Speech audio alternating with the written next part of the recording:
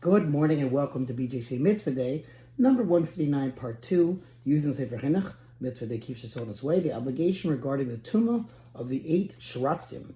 And we talked about the mitzvah, we talked about how the Chinuch said how we can't be someone who's so arrogant to think we know everything. And of course, the Almighty, He's the one who knows everything, and that's why He gave us these laws of spiritual impurity when it comes to these 8 sheratzim and other forms of spiritual impurity, which we'll get to.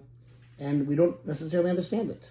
Having set down these 3 axioms, namely that man's insight is limited, that God's insight is complete and perfect, and that everything God commands us to do is for our benefit and good, the Chinuch presents the correct approach to seeking reasons for mitzvahs.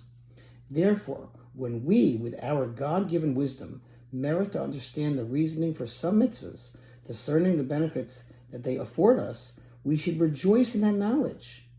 However, when we cannot understand with our limited wisdom the reasoning for some mitzvahs and how they benefit us, we should nonetheless recognize that Hashem in His wisdom, which is superior to the wisdom of any being, knew the benefit we stand to gain through that particular mitzvah, and because of that benefit, He commanded us to observe it.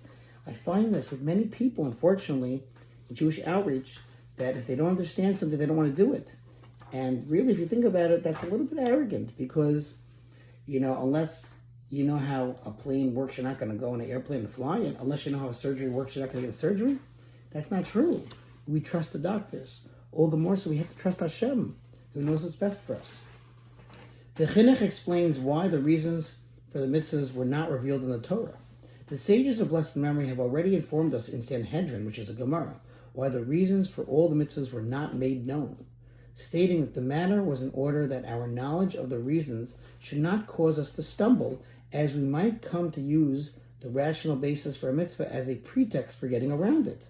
They brought proof that such knowledge could lead to transgression, for there are 3 mitzvahs whose reasons were indeed revealed by the Torah, and as a result, the great one of the world, King Solomon, stumbled and transgressed them, mistakenly thinking that the reasons did not apply to him.